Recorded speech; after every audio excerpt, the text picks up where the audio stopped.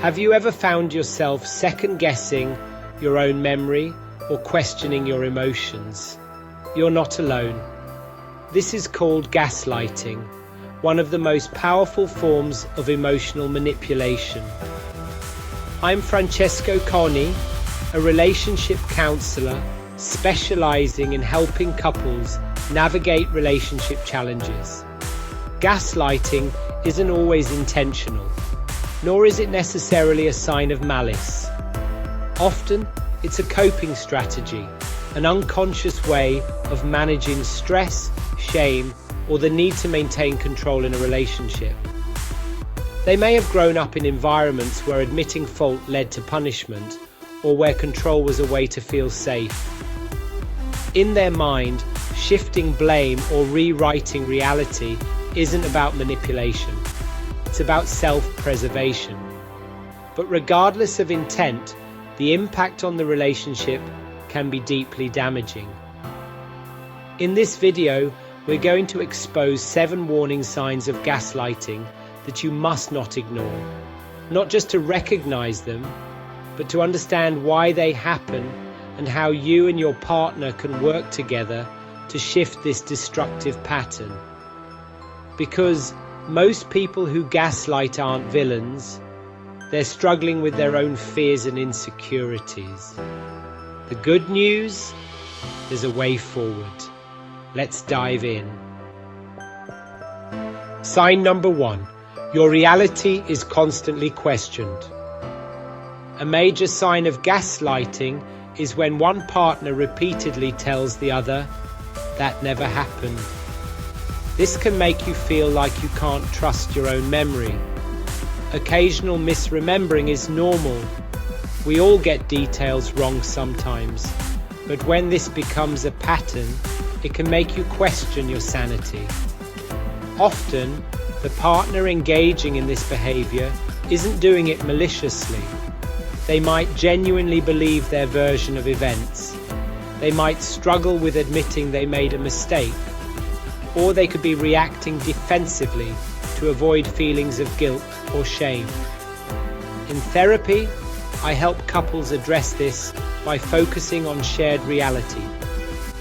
We work on strategies like writing things down, using reflective listening, and creating an environment where both partners feel safe to be honest, without fear of blame or shame. When couples approach it as a team rather than adversaries, they can begin to rebuild trust. Sign number 2. They flip the script to make you the villain. You bring up a concern, and suddenly the conversation shifts. You're always so sensitive. Instead of addressing your feelings, the focus turns to why you're the one with the problem. Try slowing the conversation down. Say, "I'm not trying to attack you. I just want us to understand each other better." Sign number 3. They control the conversation and undermine your confidence. Gaslighting can show up as constant interruptions, dismissals, or intellectual one-upmanship.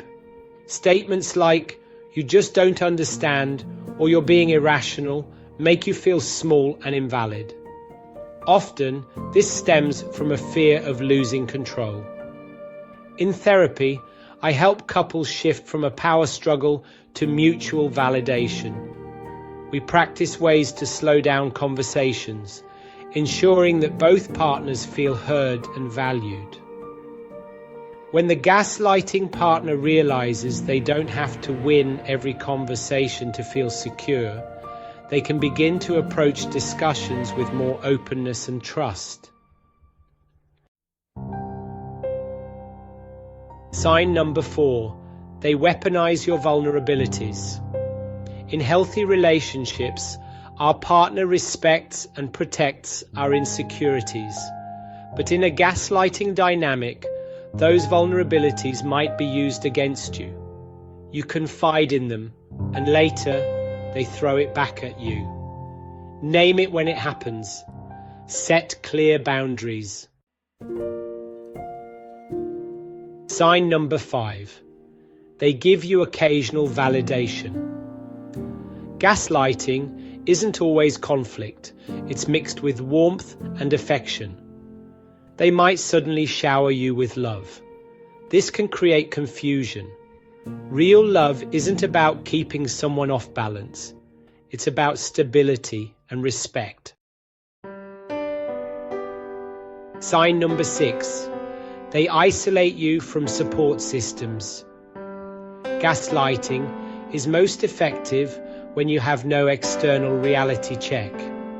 They might discourage you from talking to friends or family. They don't really understand our relationship, or they're just jealous. This often isn't malicious.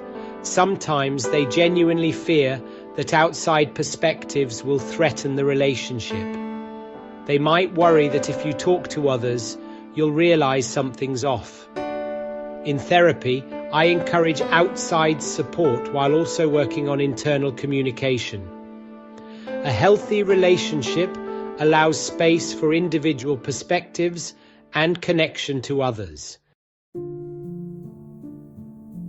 Perhaps the biggest sign isn't a specific behavior, but an overall feeling. Do you feel less confident than you used to? More anxious? Do you find yourself over-apologizing or second-guessing your instincts? Gaslighting erodes self-trust, and without self-trust, one can become dependent on someone else's version of reality. But the good news, you can start reclaiming that trust. Write things down, not to fuel conflict, but to regain confidence. Talk to a couple therapist or somebody impartial. And most importantly, know that love should not leave you feeling like you're walking on eggshells. Gaslighting isn't always a conscious, malicious act. Many people who engage in it do so as a way to manage their own fears and insecurities. If both partners are willing, these patterns can be unlearned.